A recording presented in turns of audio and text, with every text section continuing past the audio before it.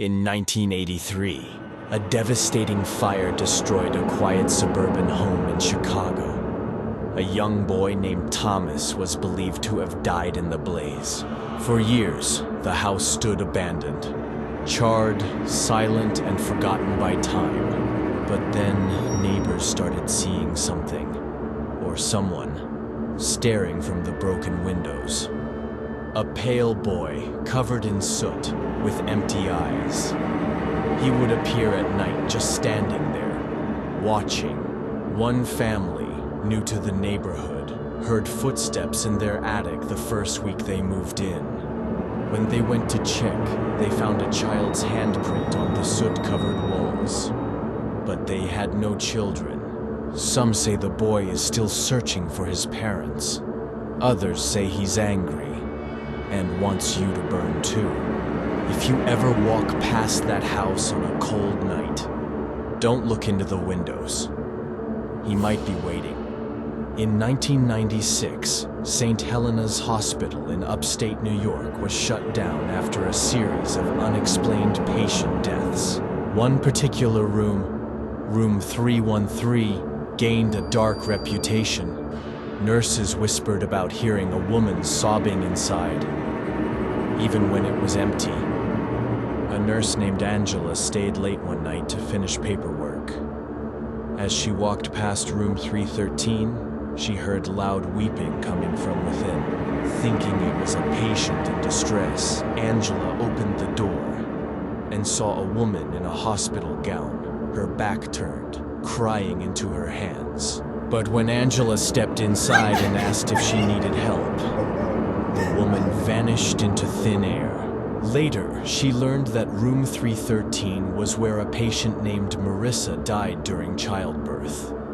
Her baby was stillborn. She died minutes later. Since then, staff have reported hearing lullabies, baby cries, and even footsteps of someone pacing at night. Room 313 remains locked to this day, but if you listen closely near its door, you may still hear a mother weeping for her child.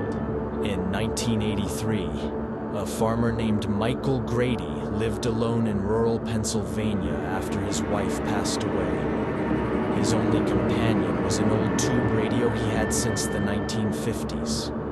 One cold November evening, the radio turned on by itself and started playing static. Then a soft voice whispered, "Michael, I'm cold." He rushed out into the night, calling his wife's name. But the field was empty, just wind and darkness. That same week, the radio repeated phrases his wife used to say before her death.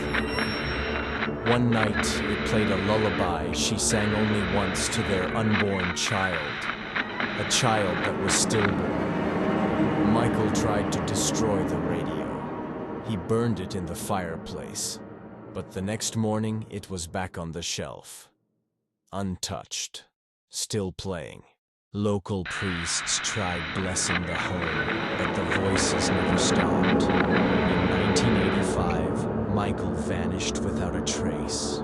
All that remained was the radio, playing soft static and a faint lullaby. In 2001, 19-year-old college student Lacey Freeman moved into a high-rise apartment in Chicago. Everything seemed normal until she started playing an internet game known as the elevator ritual. The rules were simple. Enter a building with at least 10 floors. Ride the elevator in a specific sequence, and if done correctly, you'd arrive at another world. Lacey followed the instructions precisely.